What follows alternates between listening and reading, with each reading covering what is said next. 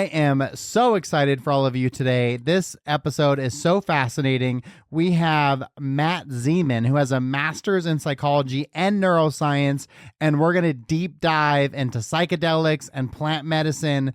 We're even going to talk about microdosing. Any questions that you've had, I think Matt's going to answer them for you, and I know you're absolutely going to love this episode. Be sure to like and subscribe, and most importantly, stay till the end. Thank you so much, and enjoy the episode.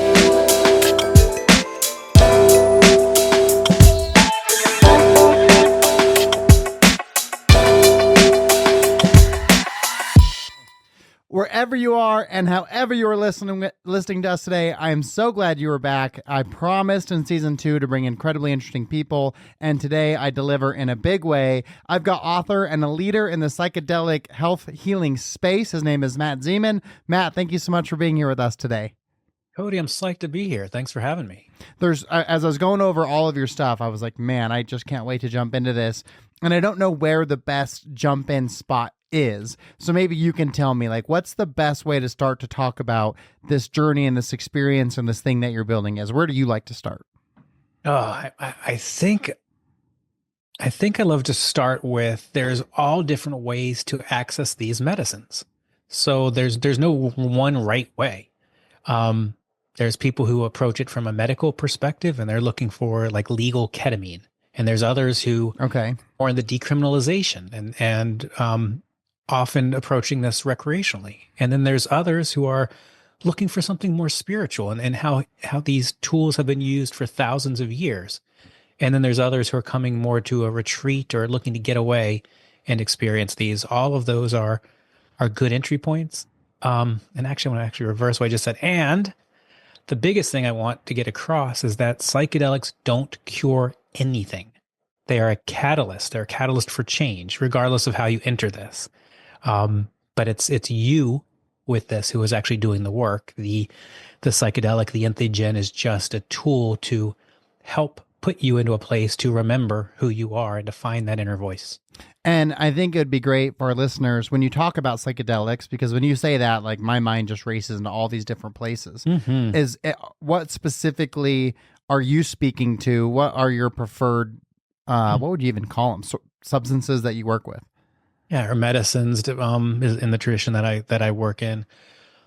I'm really talking about a range of things. So here, in one hand, I'm talking about legal ketamine, which is technically not even a psychedelic, but it acts similarly, and we in America we call it a psychedelic. So that's one thing I'm talking about.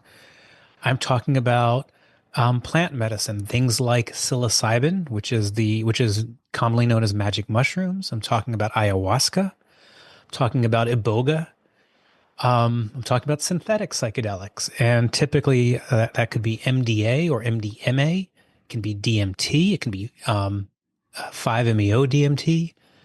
And it could be, and ibogaine would be the synthetic version of the iboga I was just talking about. It can be LSD. I've not heard of the iboga one. Psychedelics. You what? I've never heard of iboga. That was the one that you mentioned I'd never heard of. Iboga is an African root. The Bwiti communities use it in religious practice. And then ibogaine is the synthetic version. And it is one of the more dangerous psychedelics, and that you can actually have a cardiac event with it. But it is showing to be incredibly effective for opioid disorders. So if I had a friend or a family member with a heroin challenge, I would get them to an ibogaine clinic.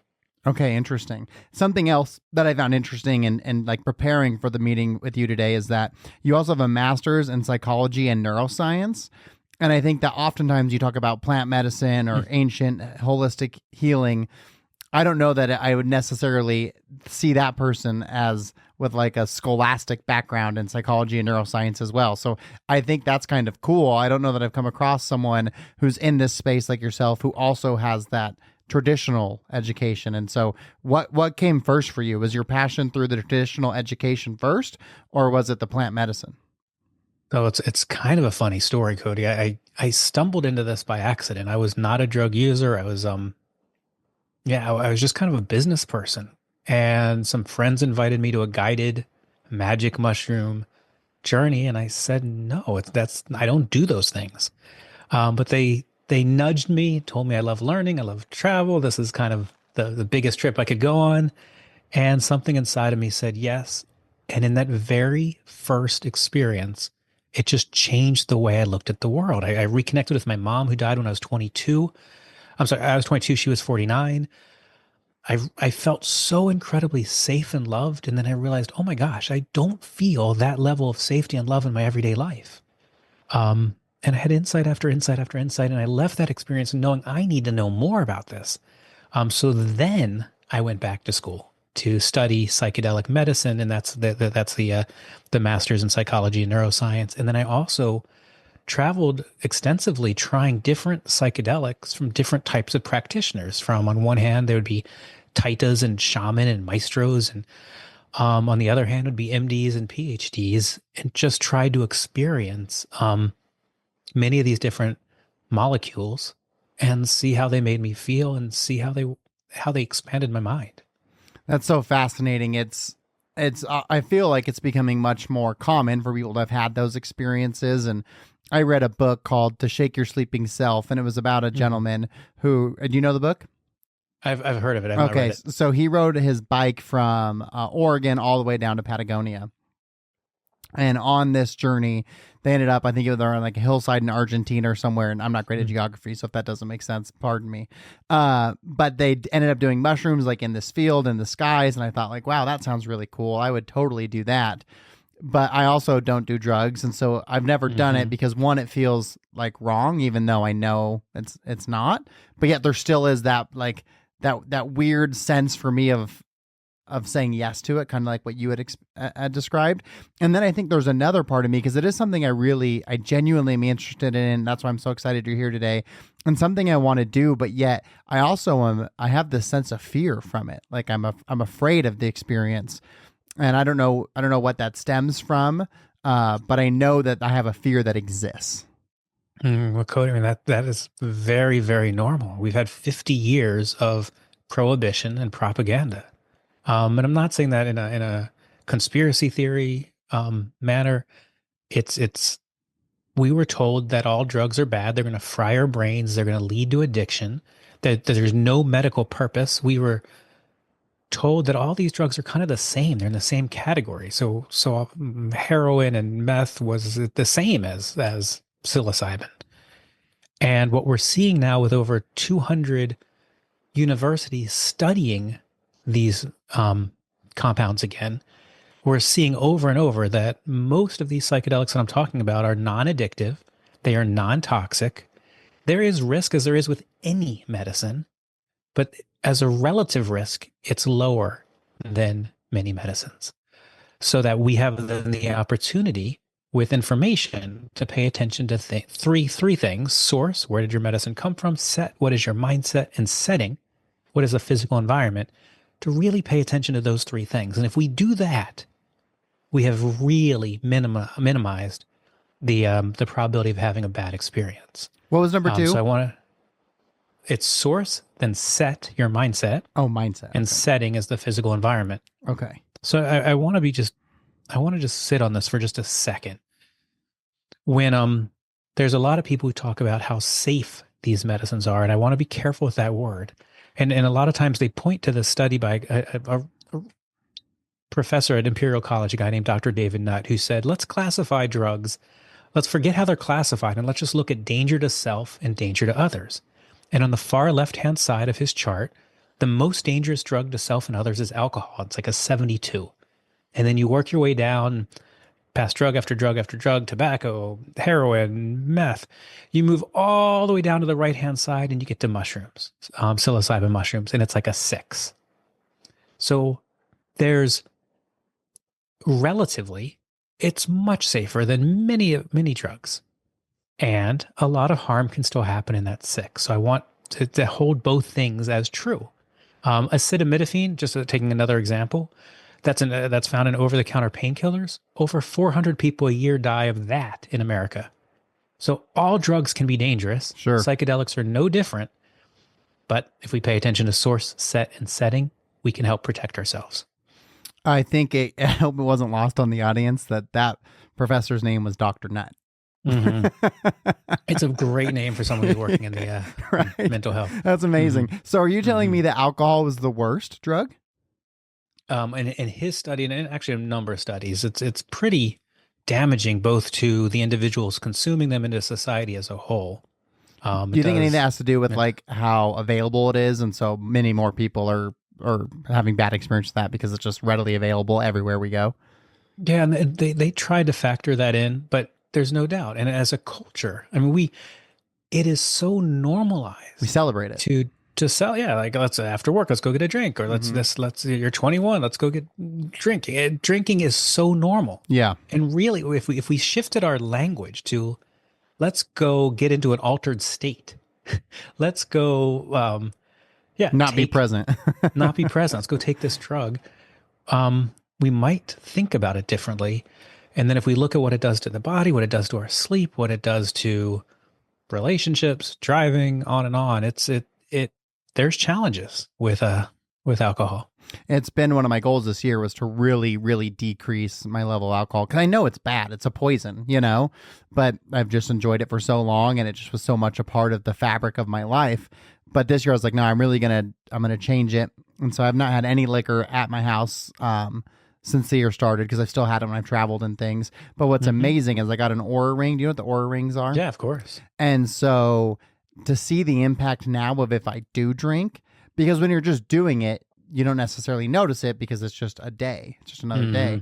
But when you don't and then you do, it's like it's fascinating to see the difference in my sleep and the difference in my readiness. And then I feel like it takes almost a day or two for me to be back to where I was without it. And I never noticed that when Hmm. I was just consistently drinking. But once I stopped, it's like now the few times that I have, it's like, oh, I don't really enjoy that very much. It's funny how that works. Yeah, it's amazing. But again, it's so normal for us to grow up drinking, then it becomes a habit and a behavior that we're used to doing, and then all of a sudden we just do it, and time goes on. It's interesting in this space that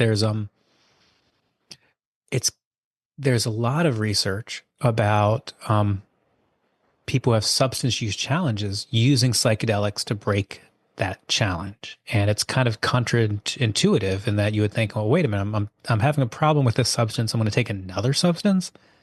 But Bill W., who founded Alcoholics Anonymous, he wanted LSD to be part of the 12-step program.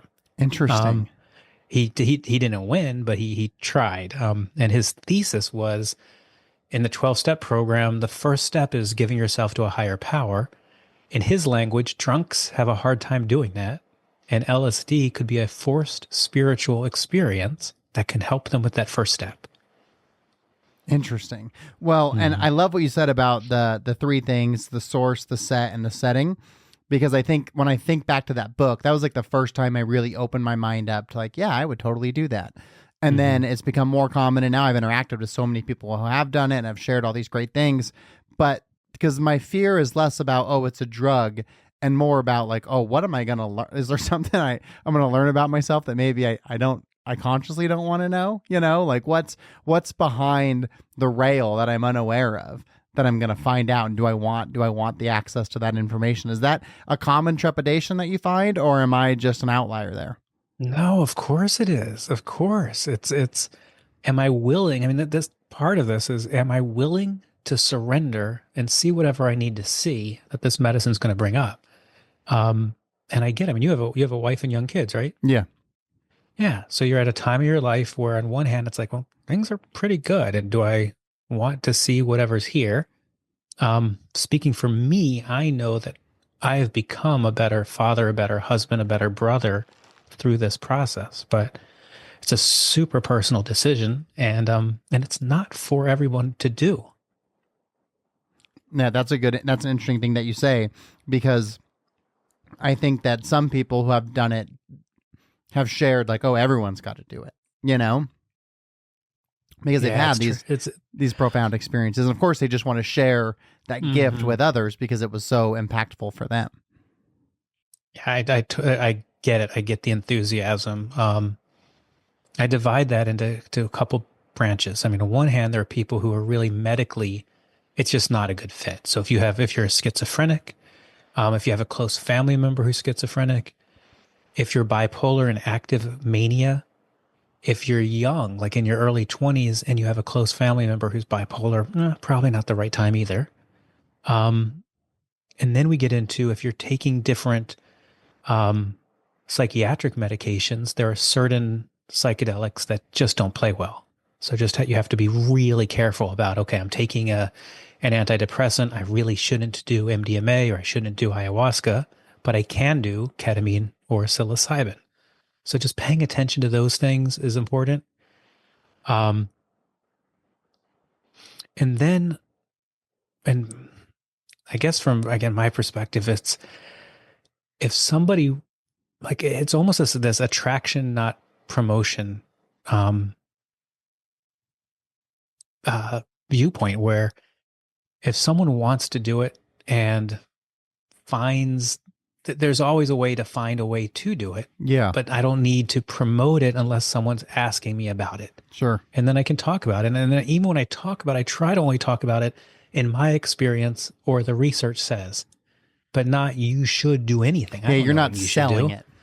No. And it's not my place to tell you what you should or shouldn't do. Just like I don't know what's right for you. I only know what's right for me. I was kind of hoping you'd tell me I have to do it. So how old were you when you did it? You mentioned your mom passed away when you were 22. Were you 22 when you did it? Or what age were you? I was 22 when she died, and I was 45. Okay. I had my first experience. Okay. So you'd had a life.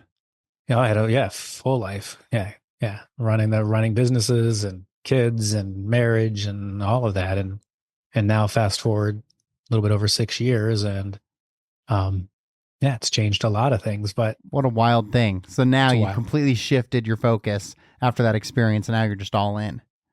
100% in. So I can't imagine not being. I love connecting. I love how entheogens help me connect with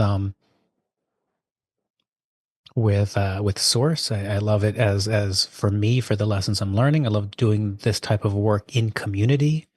I love being reminded of who I am and how connected we are. Yeah, it's beautiful. Well, that's another thing too, that it obviously has that spiritual component to it. And that's something that I was introduced to like maybe 4 or 5 years ago. And then I've had a couple of guests on the podcast. This has been really fascinating. They'd say, like, I'd put them in like the spiritual healer bracket. And I think this stuff would kind of align with that. And it's just so interesting because now I'm kind of in this space and I've had experiences and I was actually working with a spiritual healer because she was great at what she does, but because she was great at being a spiritual healer, she was really bad at being a business person.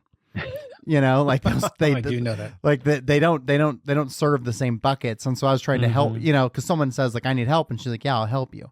And I was like, no. Like you have to set parameters and this is how much it costs. And if you want it to be a business. And so, everyone that I met in that space kind of had the similar struggle where they're like in different worlds, And so I spent a lot of time in there and I had some experiences that were almost a little bit like frightening, I would say. And it was like, so I kind of pumped my brakes, but I still know there's this thing that I want to dive into. And I haven't yet gotten to the place where I do. And so I was wondering if you could elaborate on source, mindset, and setting. Like if someone like myself believes that we're interested and is at the doorstep of wanting to pursue it, what are the things that are so important in step 1, 2, and 3 to make sure that you have so that it can be as a productive of an experience as possible? I love that question. And what's wild about this answer I'm about to give you is it's the same answer regardless of which method you choose for yourself. So whether you choose medical, spiritual, underground, retreat, these are the same questions. So the first question is, where did your drugs come from? And do you test them? How often do you use them? Tell me more about that. So if you're working in the medical space, it's pharmaceutical grade. It's really a non-issue. Everyone else, it's a good question to ask. For people who run ceremonies or retreats all the time, they're testing and they're using it and it's probably good. But for people who are doing it every once in a while, it's a part-time gig. Or if you're buying it yourself off online or from somebody, it's a really good idea to test the drugs or the medicine yourself. And what are mushrooms illegal, or I don't even know if mushrooms are illegal or not? Yeah, all of these substances, with the exception of ketamine, are illegal in America now. In Oregon, there are licensed treatment centers, and coming soon in Colorado. And then there's a number of cities that have decriminalized these medicines. But decriminalized means that they're the lowest priority for law enforcement. It's still not legal. And then the last thing I'll say on this is that there's, I don't know, somewhere between 200 and 1,000 psychedelic churches. And most of them, there's 4 that have federal exemptions. And the rest operate where they say, look, we're protected by law and by statute. We're protected by the First Amendment. We're protected by the Religious Freedom Restoration Act. And they're on a defensive position. But what they do is still technically illegal. So that's something else to keep in mind. And just what's your personal risk tolerance for whatever method you choose? Seems weird that mushrooms would be illegal. It's so crazy. I mean, they like, it doesn't really make any sense. It doesn't make any sense. And it's something that like, I didn't realize that like there's a cave painting in Africa, like 7,000 to 9,000 years old of a mushroom shaman. And mushrooms grow all over the world and have been used for thousands of years in religious ceremonies. So I know I grew up thinking about psychedelics in kind of, okay, there's peyote for the Indians, and then there's ayahuasca, and then the Aztecs were using something, but I didn't realize that we had Siberian shaman and witches burned all over Europe for using psychedelics, and psychedelics in India and psychedelics in China. Yeah, everywhere. We're kind of the first culture not to use them as part of a spiritual practice. And you're in North Carolina, right? I am. Is that, were the witch trials, were those in North Carolina? That's Massachusetts. Massachusetts. I wonder, were they witches or were they using mushrooms, because, and we just didn't understand it. Yeah. Or some other, something got into the food system that acted like that. Absolutely. It's certainly possible. Okay. So source, I think that was pretty clear. So source is that, then set is your mindset. So part of this is, do you want to do this because you want to do this, or do you want to do this because someone is telling you should do this? So that's okay. Okay, I've now taken the step. I want to do this. Great. Then spending some time on your intentions. Why do you want to do this? And then getting that down to kind of, okay, I want to do this to show me what I need to see. I want to find out what my purpose is. I want to remember who I am. I want to find my voice, whatever. Can I pause you there? So, because I'm thinking about that, why do I want to do it? What would my mindset be? I don't want to do it because someone else told me to. I want to do it because I want to do it. But what do I hope to get out of it? I don't know that I know the answer to that question yet. So maybe that's why I haven't done it. I don't know. Like what, because you said like find your purpose. That would be awesome. It's hard for me to comprehend consciously that this thing is going to help me see my purpose. I believe I have one, but perhaps the subconscious higher power purpose is different, because my purpose is very much like here in this realm.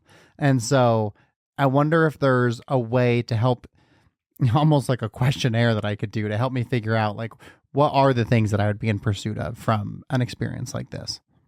So I'm going to, yes, of course. And I don't want this to sound like an infomercial. So I'm going to I have 3 books on this. I have Beyond the Trip, which is just exercises. It is your intention setting, your preparation, and then integration exercises. And that's like a journal, right? The Beyond the Trip? It's a journal and a workbook. For veterans, I have the Veterans Guide to Psychedelics, which has all of those exercises plus a ton of information. Okay. And then for everybody else, coming out in just a couple of weeks is the Beginner's Guide to Psychedelics, which is, again, those exercises with a bunch of information for all of us. And how do I think about this? How do I prepare? How do I do these exercises? And how do I get my mind set ready for this experience, regardless, again, whether it's medical, spiritual. Okay. So I need that book. I need the new one. It's coming right out. Okay. So what else besides like using the tools that you have? Is there anything else from a mindset standpoint that you feel like is imperative to be prepared before you start? The other thing is just talking to whoever's your provider about what do you give me? So I'm going to give you a couple examples. Ketamine, legal in all 50 states. There are providers who believe it's a biochemical reaction. So you're going to go into a ketamine clinic. They're going to stick an IV in your arm or give you a shot, and you're going to have your experience, and then they're going to let you come down and they're going to send you on your way. And I've known people, I have friends of mine who have done that, like to help with depression and things like that, or... And that's perfectly legal, and that's an ideology of delivery. And Okay. what I mean by that is there's other ketamine providers who believe that it's a biochemical, psychosocial, spiritual process. So then those providers, they're going to help you set your intention. You're going to come into more of a living room style experience with a blanket and an eye mask and a music playlist of some sort. And then afterwards, they're going to help you integrate whatever insights and awakenings and awarenesses you had back into your life. Both are legal. They're just um, philosophical differences in how they need to operate. So asking them in that case, how do you deliver your ketamine? Not saying that one is right and one is wrong. It's just what's right for you. Sure. But then if you're taking that same idea back to a spiritual setting, okay, great. I'm thinking about your psychedelic church. Tell me what you believe, and then how much of whatever it is that you believe are you going to be telling me about while I'm on the medicine? Is it any? Is it none? Or is it a ton? I just want to know so I know what I'm getting into. Yeah. And then same with retreat providers and underground therapists. It's the same question. What do you believe? Are we going to talk during the session, or is it quiet? Is there music or is there no music? Is there an eye mask or is there no eye mask? How do you keep me safe? The more you can get comfortable around your provider and that you trust them, that they're really trying to create a safe space for you, the more you can surrender to the medicine.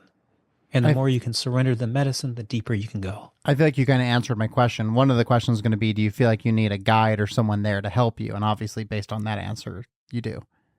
Yeah, but and again, I'm not trying to be wishy-washy.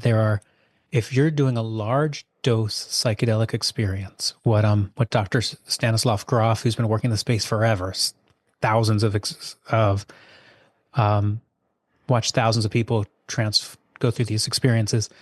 He says if you're going to do a large dose and you don't have someone there to keep you safe, your body and your mind somehow know that, and you can only surrender so much. Okay. In addition, having someone there is just a way to, I mean, we're talking about an extremely altered state of perception. Having someone there who can handle whatever life throws at you during that experience is helpful. And then finally, why I think actually having more than one facilitator or guide in the room is important is you're in an altered state. You're incredibly vulnerable. Having eyes on the eyes supporting you, I think, is a great idea. Best practice. Well, and I get what you're saying, that if you know you're safe because you have people there, your subconscious will be more able to let go because your physical body's not, you're going to be okay. We were talking earlier, Cody, about some of the ceremonies that I've seen and been a part of and around the world. Like I love 3 to 5 musicians and facilitators kind of in the front of the room, a lot of eyes, and then 3 sitters, guardians who are there just to help. A lot of staff, a lot of eyes, a lot of just support in the container, so that the people who are there participating can really go deep. And if you've got that many eyes, so that's like 6 to 8, how many people would that be facilitating for? Again, there's different philosophies. Mine is like a 1 to 7 ratio of sitters. So if you had up to 21 people, you'd have like 3 sitters and then a couple facilitator musicians. I'm also kind of biased too. I'm a huge music person in ceremony. So the ceremonies I love personally attending have 3 to 6 musicians in the front of the space with lots of instruments, and they're creating a kind of a custom soundtrack based on the energy of the room. I just think that's just a beautiful way to journey. And there's plenty of providers who do play tracks and curated music, and that can be incredibly beautiful too. And there's plenty of people who just like going out in nature and having an experience in the silence, and that's beautiful. Okay, so then that's source and mindset. So then, but you kind of got into setting too. Like we basically just stumbled into setting. Yeah, and setting's just that physical environment. How do we who is there if kids, if Amazon, if those types of things happen, who is there to make sure that no one is inappropriately touching anybody or talking to anybody? Who is there if you are having a more challenging experience and you need extra support? who's there to help you and where can they move you to physically? What's the sounds and who's in control of those sounds that you're going to be hearing? Yeah, what are the rules of engagement as all part of the setting? There's a lot there.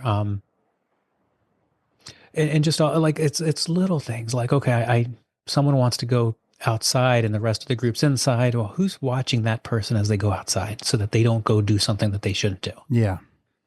But you take control of those three things and the probability of a negative outcome is pretty low. And then I'm just at a curious question that came up for me is you talk about source, and I don't know how you perceive like your religion now, but were you religious before you had your first trip, and has that changed at all since? What's the impact of your thought on religion since you've done this? Well, I lost my grandmother, my father, and my mom all within like a 3-year window. And when my mom was the final of the three, and I kind of swore off any higher power at that point. Okay. In that very first experience for me, and I'm not saying this is for everybody, but for me, there was no question. My mom was there. I could pull a string from her to me to my kids. I could see how we were all connected. I could see how I was carrying her forward and that the kids were carrying me forward. I could see the interconnectedness of all things. I could see that I was not separate and apart from nature, but that I was nature.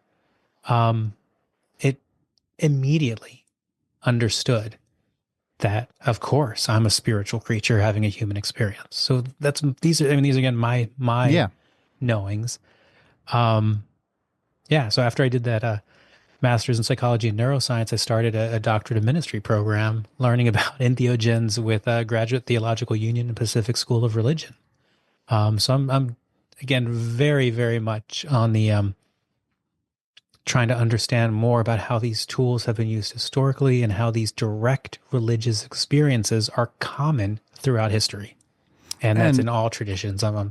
There are the Christian mystics, the Sufis on the Islamic side, the Kabbalah and Judaism, and lots in the Buddhists. There's lots and lots and lots of people who have had these direct religious experiences, and just psychedelics are just one way to occasion them. One thing that's interesting is you called it knowing. And religion, I would imagine, is like believing or faith, but you use the term knowing, like that's more powerful. Knowing. There's there's one of my teachers said, it's fun, it's great to believe in God until you're like I'm taking this a little extreme, but he says until you're like 12, and then you should know. And it has totally changed my world to be able to just connect in this different way and feel. And what's interesting is in the old days, we just had healers, and healers were both medical healers and spiritual healers. What we've done in our Western culture is we've separated those roles, and we've given healing to the doctors, and we've given kind of death and spiritual things to the clergy. And what happens with these medicines is, for some people, a spiritual experience happens. And our medical professionals, by and large, aren't trained on what do I do with that? Yeah. So part of why I advocate so strongly that these need to be legalized is so that we can actually have a collaboration, that we can have medical professionals more actively involved in psychedelic experiences, and we can have ceremonial leaders working with medical professionals and how they can incorporate best practices, and we can move people back and forth between, oh, this is medicalized therapy, and then this is ceremony, and then they're back into therapy, and we can have a collaboration. But when it's illegal, things are underground. When it's illegal, people are worried about their medical licenses. When it's illegal, there's all this propaganda and things that keep people away from it. So I'm excited about where we're headed as both in the medical and in the spiritual world. I think there's going to be some really exciting things in the next few years for all things psychedelic. Yeah, I think it's definitely breaking open. And I'm glad that we touched on that, because I've noticed you're cautious with your words. And so when you said knowing, that really stuck out to me. I appreciate that. And then the other thing that I'm curious of is, where do you think that space is that you go? So when you talk about seeing your mom, she's pulling you forward, you're pulling your kids, they're pulling you. What do you consider that space? Is that like an alternate reality? Mm. Is that like a time that's linear to our time? Like, where do you believe you are at when that vision or experience is taking place? I love that. And I love that I'm sorry about my dog there. Oh, it's okay. He's joining us this evening. Good. So many of us have religious trauma or institutionalized religious trauma, um, where we were harmed by these institutions that were set up with good intentions, but often executed badly. Um, with this work for me, it's an opportunity to, again, have a direct experience. There's no middleman. You actually were talking about spiritual healers Yeah. earlier, and in in most of the spaces where I move, we go to great lengths to say none of us are healers, none of us are gurus, none of us are doing anything besides creating conditions for you to do your own work and to find your own voice and to remember who you are. But none of us are healing anyone. If you have an amazing experience, you did it. If you didn't have an amazing experience, you did it. That's okay. It's perfect for now. Um, when for my experience on these medicines is almost like a type of energy that I can see kind of all the stories that I've layered on top of myself, all the things I've told myself that relate to my culture and my responsibility and my um what I want out of this material world. And I can see how many of those are just stories. And on these medicines, it strips all that away. And it reminds me that, oh my gosh, wait a minute.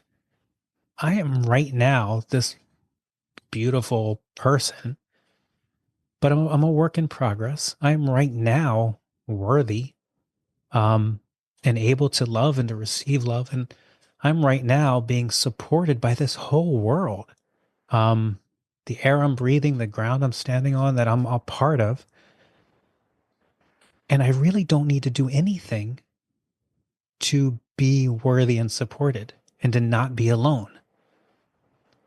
That is so different than the world of accumulation Yeah. and the constant goals just moving. Every time I hit one business objective, okay, now you do another, and then you do another, and then you do another. Yeah, no, Um, I was telling I was at an event last week speaking, and I shared a story about associate who used to work with us, Kyle. He's amazing, and he was our social media director, and he started as an intern with us, and then got a full, then graduated. He got up to like a $40,000 salary, which is awesome because he started at $10 an hour as an intern. So like that was pretty great. And he's like, yeah, I just need to make 60 grand a year, and then I think I'll be good. And I was like, I hear you, but once you make 60 grand a year, then you're going to need 60 grand a year. You think if you make 60, you're going to have 20,000 extra, but you'll fill that gap. And then you're going to want 80 because you're going to want that space. But we always are just filling. Like the more we accomplish, the more we push, or the more we fill that space in. And so it is so different, of course, in our world here today that we live in, because so often we can find ourselves, and it's not even like anyone told us to do that. We just do it on our own because society, that's just what we do. We just move forward. oh, we were totally told Cody that we need to do that. We were at least I'll say I was. Yeah, told no, very you're right. young, We're like, told. yeah, you got to work hard. Yeah. You have to get what's yours. The competition is fierce. You need to do better in school to get into the right college. If you don't get into the right college, what's going to happen? We celebrate. It's so funny. We celebrate. We put people on magazines who are workaholics Yeah. and don't have good, strong relationships. We don't. There's no class on what is enough ever in school. And I think that fundamental question of what is enough and what are you going to do with it? There's an old story I like that's called The Mexican Fisherman. Do you know that one? No. Oh wait, It's maybe a, I do, but tell it, and then I'll tell you at the it's a end. little parable. So there's a Mexican fisherman and he goes out fishing every morning and he comes back and he plays guitar and has lunch on the beach and hangs out with his friends in a Harvard. I'm not picking a Harvard. A MBA person from some Ivy League school comes down and says, "Hey, wait a minute. Did you catch all those fish? How long did it take you?" Well, you know what we can do? you need more boats, and then you can catch even more fish. Okay, then what? Well, then we're going to get a fleet of boats. We're going to get a cannery. And then what? Well, then we're going to take this thing public, and you're going to make tons and tons of money. You're going to move to New York. And we're going to grow this thing. And then what? Well, then you're going to sell your shares, and you're going to make $1 gazillion. And then what? Well, then you're going to be able to hang out on the beach, eat lunch with your friends, and hang out with your wife. And it's like, okay. Sometimes it's a much simpler path to, if that's what makes you happy. That's what he's already doing. Yeah, there's simpler paths to get there.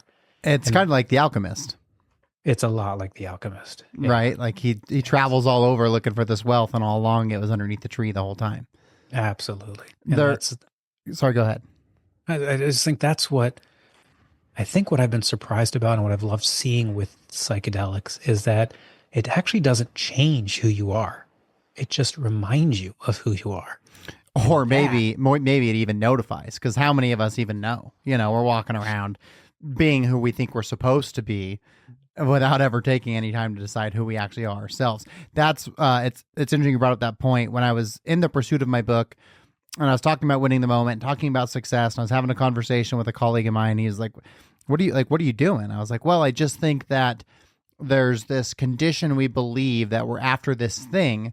I said, and I think the thing that we're in pursuit of is flawed. And I don't think we ever take the time to define for ourselves what it is that we want. And I said, if someone wants to surf every day, like if that's truly what they want, and they just live on the beach and they're just a bum and they surf every day, I said, well, that person is successful just the same as if a stockbroker wants to be a stockbroker, he's successful. However, if the stockbroker wants to be a surfer, he is not. And the bum is more successful than him. And he said, you don't believe that? And I said, of course I do. It starts with I said, I don't want to be a surf bum. So I can see why you would think I don't believe that, because I don't believe it for me. But I certainly believe it for others. And so there's this in my book, and there's 2 pictures, and it's a guy on a stock chart, and he's thinking, I just want to surf every day. And then a guy in the beach, I just want to surf every day. And the question is, who's more successful? It's obviously the person doing what he wants to do. And where that really started for me was in speaking in college classrooms. The one question I almost always got asked is, how do you become successful? Right? Because they're seeing me through a lens of success. And the problem with that question is I would be giving them my, like, how I got to where I am, but that's because I want to be there. What if they don't want that, then my path would be the worst path for them to take. And I think too many people are curious how to get to other people's success without asking themselves, what does success even look like for me? And so that's kind of the quandary I'm helping to try and solve here. And that's a big one. It's a big one. And it's, I love the way you are reminding the people you're speaking with that my path isn't your path, and my success isn't yours. I'm hoping that you're also reminding that you're not doing this alone. You're doing this in community, and success involves more than just what happens to you. Well, and you can't live there either. You get a visit, like you don't get to, you had businesses and whatever you're in pursuit of, even now, like you can go and visit and you can have these moments of triumph, but then things don't go good and you go to, and you struggle, and it's like life is mountains, and the peaks are beautiful and you got a great view, but the valleys are where the flowers and the rivers are and the animals. And so you got to enjoy both, because you're going up and you're coming down, you're going up and you're coming down. I think the flaw I had when I was younger is I thought once I became successful, and what that meant to me was like whatever position I was in or whatever my income was, that then I was like, I was going to get to live there forever. Right, I'm done. It's like I was successful at 20. I couldn't live there for 80 years, like that just wasn't ever going to happen. And so I think it's helping allow the younger generation too to know that it's going to always evolve for you over time. It's never going to be the same. I mean, like if you think about what success looks like to you today, it is nowhere. You couldn't have even thought of what your success is today 7 years ago. That wouldn't have even been on the radar. No, and I certainly didn't have the appreciation of just being alive that I do now. That just like the trillions of accidents that had to happen for me to be standing right here and breathing today, having this conversation with you. I'm wake up every day grateful for that opportunity. And I was not grateful for that for many, many, many years. That's why I like practicing gratitude, because, and I try and mix it up. So I do 3 gratitude practices every night, and I try to not do the same ones, because then you have to really think about it, You're always grateful for those baseline things, but it's so important because you're right, and we are so blessed no matter what, even just being. But sometimes it doesn't feel that way because we think like, oh, I've got to get this, or I'm supposed to be here, and you just take a minute to step and breathe and realize like, man, I just get it. I got to be with my wife and kids today. I'm pretty grateful for that, you know. Or like yesterday, one of my things was my kids had their parent teacher conferences, and they both had great progress from the first quarter to the second quarter, and it's like I'm grateful for that, you know. That's a great thing, and to the term I often use is awareness. That you're aware of being grateful, you're aware of the blessings that you have, you're aware of how lucky are you, or am I? In all three of those books that we talked about earlier, there's a 30-day gratitude journal, and it's on psychedelics. One of the biological things that happens is it puts your brain into a state of neuroplasticity that lasts about 30 days. So we do a gratitude journal so that people can take advantage of that kind of biological lift and just help train the mind for the positive, and practice just remembering, what am I grateful for? Whatever that is for me, let me put that down. And by doing that, the science shows that everything we look at starts to be better, brighter, less stressful, less anxious. Well, I love what Robin Sharma says, and he says one of the great things of practicing gratitude is you get to live it twice. You know, because you lived it when you did it, and then as you write it down, you get to relive it, and it also cements it in our brain and makes it a little bit stickier, which of course is good. And I'm glad you said that, because one of my next questions was, what about these substances allow us to get to that place? Like, what have you, in your research and study it, or maybe you don't have the answer, maybe you do, but what is it about them that allows us to go to whatever that space is where you saw your mom and your kids? Like, how does that happen? Yeah, I mean, a few different things happen. I'm going to talk just kind of universally, even though each different substance has slight variations on this. But the first thing that happens is our brains start to have neurons connecting that don't usually connect, that probably haven't connected since we were very little. The analogy I like to give is if you think about your mind and you're a kid, it's running all over the playground and it's having just lots of fun. And as we get older, we are pruning our neural pathways, and it's like our minds get put onto treadmills, but nobody told us. But we literally start thinking the same way over and over and over. While the psychedelics allow neurons to fire together, those things, it lights up our brain. And all of a sudden, we can remember that I didn't always think about whatever it is I'm thinking about the way I am thinking about it, and that there's other ways to think about it. So that's really powerful. Many of these psychedelics turn down shame, blame, and guilt. So those powerful emotions can cloud our thinking and our ability to process. So if you turn off or turn down shame, blame, and guilt, we can look at our roles in different parts of our lives more objectively. So unlike an antidepressant, which kind of numbs the symptoms, the psychedelics bring it close. We can discover it, we can understand it, and then we can transform it and make more meaning of both the present and the future, and rewrite the stories of the past. And then, as I said, it creates a condition of neuroplasticity, which helps us learn. Again, like as kids, we learned faster than we do as adults. Well, this puts us kind of back into that state. And then for many people, it does help put us into a condition where we can see the interconnectedness of all things, and we can see kind of how the world connects. And that's in itself is powerful. For many people who are experiencing loneliness, you don't feel as alone. You made me think of something, and it made me think also about with your neuroscience background. So when you talked about those neurons firing on our brains, so my daughter, she's 11, and I had a really hard time learning as a kid. Like I was in the not special needs, but like special assistance classes, and my daughter had the same problems I've had, and then she also was in first grade in COVID, so she basically like lost first grade. So then she went into and my wife tried to home teach, bless her heart, but we were terrible at it, and so she went into second grade just like behind the barrel genetically, and then also like just with our inability to give her the tools she needed to succeed. And so we went and did this brain integration, which was Mm. like helping your neural pathways fire. And she did it for this period of time. And she had her last session yesterday. And we were saying how she, we just got her progress report. And the thing where she's really still struggling is a spelling. And so they did this neural pathology thing.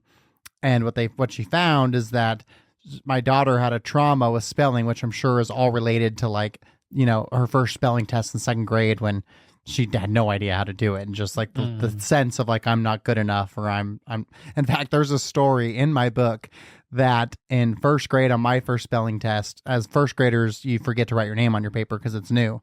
So there's like 10 papers up in front of the class, all graded with no names on them. And I knew I didn't know how to spell. And so there's a 0, and I know it. That one's mine. But there also was 100. And I thought, like, well, I'll just take that one because I don't want to take a 0. And so my daughter's on the same path with me, and that just connected for me just now. But so she had this like trauma with spelling, and apparently whatever this machine does, this tool, rewired those neurons for her. And then she was able to come home, and she gave her a list of 10 words to spell forwards and backwards, and she was able to do it. Oh my And gosh. with like just like that. And that was like the most amazing thing that I've ever seen. That's phenomenal. Yeah, it was incredible. Yeah, that's beautiful. I also had that spelling challenge growing up. I want to back up though on something you said that I think is interesting, and I just want to just pick on your words for a moment, if that's okay. Yeah, please. Because I do this too. I think, especially when it comes to kids, that there are times when I say I didn't give them this, or they didn't have the whatever. And for me, when I use that language, I'm forgetting that everything happens for us and not to us. Yeah, So I like that. year that she missed, and that you guys got to do other things, and it led to different awareness, and led to all these conversations, and led to all the things you're doing. And I try to pay attention to. It's all for us. It can feel good. It can feel hard, but it's all for us. And as long as we keep breathing and living, it's teaching us something that we're going to use at some other point. Yeah, Nelson Mandela's got a great quote. He says, "I never lose. I either win or I learn," which I love because that's pretty true. I love that. And yeah, it's beautiful. Being that we're on Winning the Moment, oftentimes we'll ask people what their biggest loss is. And usually it's a question they struggle with. And what I found in asking 100 people why that is, it's that with enough of a runway, all of our losses become beneficial, right? Absolutely. So then you look back and you think like when you're going through it, you lose a business partner or you make a bad business investment and it's the worst thing that's ever happened and you can't see your way through it. But then 5 years down the road, then you make this great business deal because of what you learned on that bad one. And you're like, oh gosh, I'm so glad that happened. I wouldn't change it. And so it takes a while because you've now no longer even registered that bad business deal as a loss because it's actually now a catalyst to this good thing that happened. And so I think that's a great way to look at it. And we're getting close to 60 minutes. I want to be cautious of your time, but I feel like there's hang on for that one for a second, because there's a Chinese story about that. Okay, the old please. man and the horse. Yeah. And it's and the over and over repetitive chorus of the story is good, bad, who knows. So something that feels bad, maybe later you find out it's really good. Something feels good, maybe later it finds out it's really bad. When we can operate in this sense of almost a detached power, like the process is important. And I don't need to name this as good or bad. I'm trying to live in this moment and face the present as it is. Because over time, things are going to have different feelings. I got married the most amazing woman. That's amazing. 10 years later, we have divorced. Ooh, that's bad. Oh, but now I met this other person. Amazing. And yeah, we just don't know. We just don't know. Yeah. No, I love that. Okay, so I want to ask a couple more questions. Have you found for yourself that there is a plant medicine that has been the most impactful for you? And what is that, if you have? Yeah, I mean, I think I'll try it this way. I think psilocybin mushrooms are the most accessible for me and for some of the communities that I work with, because I'm able to to sit in ceremony in a community where people are able to still be on their antidepressants and experience this. It's a very malleable. It can be. There's no purging, which a lot of people find. That'd be like with ayahuasca, right? Then you're like, Yeah, there's purging. a lot of purging. That seems unpleasant. So I think it's psilocybin would be kind of the top of the list. I also think that there is a big place for the heart openers, MDMA and MDA. That's what a lot of the research on treatment-resistant post-traumatic stress disorder has been around. That's what we're really hoping would be in the toolkit for veterans. They gave a phase 3 clinical trial. They gave people with treatment-resistant PTSD. So picture veterans, first responders, victims of sexual assault. They gave them 3 sessions with MDMA and therapy before and after, and over 70% emerged without a PTSD diagnosis. Wow, that's fascinating. It's a huge number. Yeah, I saw on your website it talked about microdosing. When you're talking about those drugs, is that in microdose or is that in a regular dose? This is all macrodose. All microdose. Right, okay. We can talk about micro in a moment if you want. And then and then I also think there's a place in the world for what's called if it's in its natural element, it's the venom of the Bufo various toad. So commonly called Bufo or called 5-MeO-DMT, but this is the only, as far as I'm aware, the only non-duality medicine, meaning when you take this medicine, there's no subject and object. There's no you, there's no time, there's no place. There's just energy. And for many people, and me included, when I do that, I can kind of feel the vibe. I just turn into energy. I turn into math. And there's really nothing like that particular medicine. So again, different medicines for different purposes for different people. Is frog poison illegal? It's all illegal. That's silly too, because that's just on a frog. I'm with you. That's like getting sprayed by a skunk and saying, illegal. I mean, against thousands of years and been used. And how is it illegal? It's all natural. I've had one other person on the podcast who did the frog thing that you talked about. Mm-hmm. So have you done ayahuasca then as well? Yeah. And with the veterans, they a lot of times, like Heroic Hearts Project, Mission Within, the Vets is another group that they're sending our veterans down to Central and South America, where they can access legal psychedelics, and primarily that's ayahuasca. It can be mushrooms also in Mexico. Now they've added some treatment centers in Oregon doing mushrooms, but a lot of the veteran groups have had just such great success with ayahuasca. It's an incredible medicine. It's just physically intense. Why do you think that is, that veterans have so much success with that? I think a lot of the veterans are physical people, and the physicality of it doesn't scare them, and they kind of like the challenge. And I think the way it's served is it's oftentimes like when I was down in Peru with a group of veterans this past summer, it's 3 nights in a row. So it's like you take a massive amount and you're up all night and you're having this experience, and then you kind of recover in the next day, and then you do it again, and then you do it again. And that repetition, I think, it's helpful. I think part of it's the ceremony, so that a lot of the veterans get, with the groups that they participate within, they get coaching or therapy in advance and they get it afterwards. But the ceremony, but the actual ingestion of the medicine is done in a ceremonial context. And I think for them, that's powerful. Veterans come from a variety of different branches of the military, and they're from different age groups. And I think that having that brotherhood again is helpful. And then I also think when they come and do these retreats that are a week long, and they all are talking about kind of the challenges with their childhoods, the challenges that they experienced in basic, the challenges that they experienced, whether they saw combat or it was just in the military in general, there's so much in common. And I think for many, many, many, there's a realization of, oh my God, my trauma started in childhood and then was compounded by the military. But I've gone 20, 30 years with these challenges that I just haven't been able to address, or I haven't been able to get past. And then you think that then through doing that, ayahuasca is helping them get through that and get past it. Doing the ayahuasca in community. So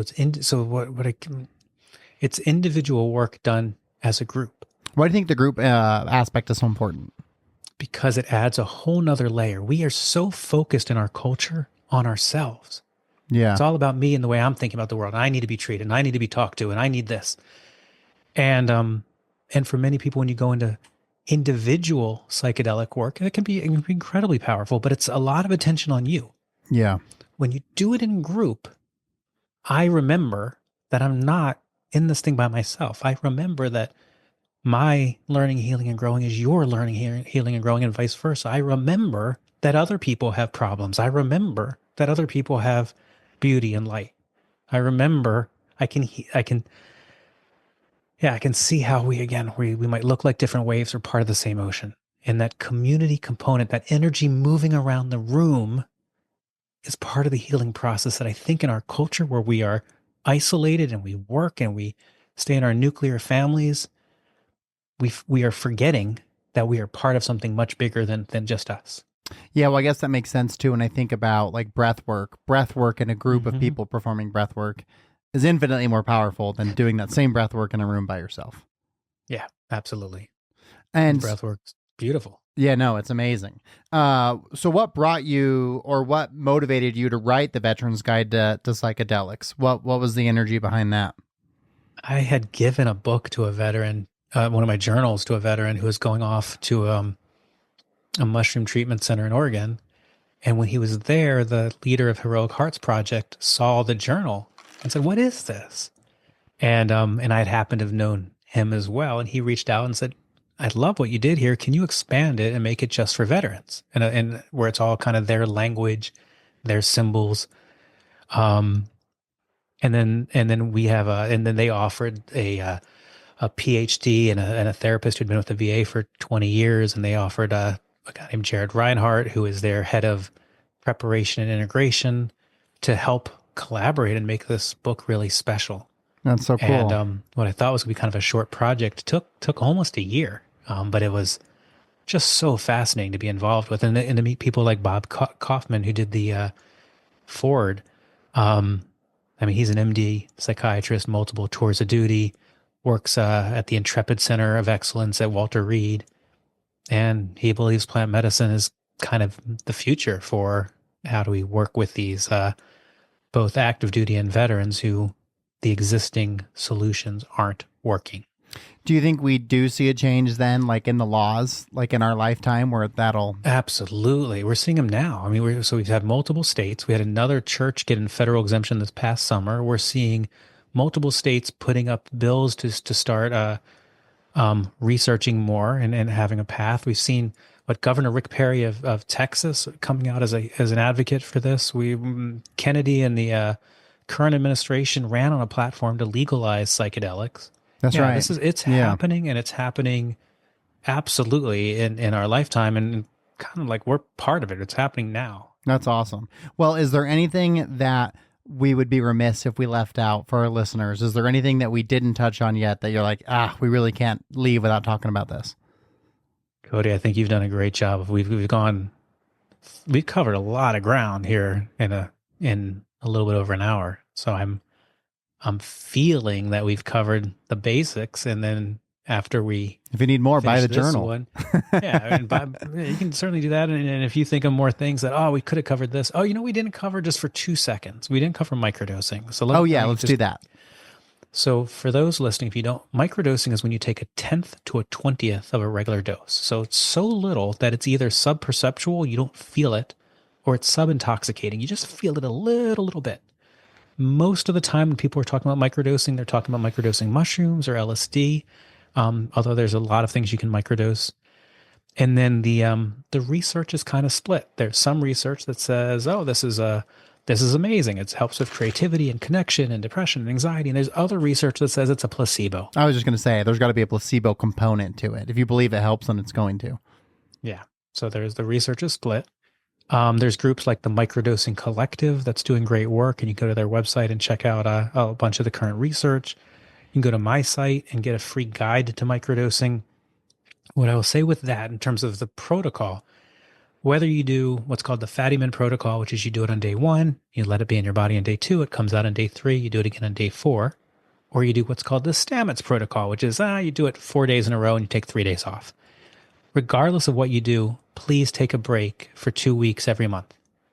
So you do it for 4 weeks, take 2 weeks off. And there is a potential of a cardiovascular risk from ongoing microdosing. It hasn't actually materialized, but it's out there. So the best practice is just take a 2-week break every 4 weeks. Okay, well, I'm glad that we didn't miss that.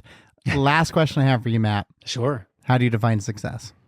I think for me, it is living each day feeling aligned with whatever it is that gets you excited, that your work and your personal presence is the same, that you're just moving through life. There's no separation. I like that. Well, aligned. Aligned was a great word. I think that's great. Okay, and if people are listening to this and like, oh, I love that, I want to see his journal, or perhaps a veteran who's listening and wants to get your book, what's the best way for people to connect with you or to be able to purchase those different books that you have? Yeah, well, all the books are on Amazon. My first book, Psychedelics for Everyone, also there's an Audible version. For veterans listening, if you're looking to try to get access, Heroic Hearts Project, the Missions Within, and Vets are 3 organizations that you can kind of put your name in. Those are all scholarship, by the way. So it's not about Heroic Hearts sends over 300 veterans a year on these trips. And if they don't have the money, it's full scholarship. That's amazing. If you can't afford it, you're basically still given the scholarship, and then you're paying for the next veteran. Yeah, that's so cool. Kind of a beautiful process. Yeah, I love that. Mm-hmm. And then mattzemon.com is the website. And if you're looking for bulk orders of these books, because you're running a treatment center or some kind of group that works with a number of people, or you're looking for a speaker at your event, that's where you go. Okay. All right, Matt. Well, this was fascinating. This is one I was like really looking forward to as soon as we got it scheduled. So it didn't disappoint. It was amazing. Thank you so much for your time, and thanks for sharing all your knowledge with us. Cody, I appreciate you doing this, and the intention and attention that you brought to this interview. This is a lot of fun. All right. Thanks, Matt. All right, brother. That's a wrap. Did you get it? Yeah, that's great. I sincerely enjoyed that, Matt. Really, that was really fascinating. So thank you. I mean, it flew by. I checked the clock one time, and we were like, almost 50 minutes in. I was like, oh shit, we're getting already an hour. So thank you for that. You kept it going. You kept the questions coming, and you kept it going. So I appreciate that. Well, I will be sure to put all of those links in the show notes, and then I'll let you and your team know when your episode's coming out. Yours will be out, I think, in April. And so I'll let you guys know when that hits and give you the links and everything like that. And then add me to your list for the, I'll add you. And then if, Blake wants to send his email, I can add him. And then, Lucy is on my team. When you have the links, she'll send it to our people. We'll create little snippets and cross promote back to you. Okay, great. Do all that good stuff. Cool. All right, Matt. Well, it was a pleasure. Have a great rest of your evening and have a great weekend. Thank you, my friend. Nice to meet you. Yeah, nice to meet you well. Take care. Thanks. Bye. All right, Blake, I'll do an intro. Yeah. Oh, it's Mallory. We tapping out for new one. Yeah, I'm ready when you are.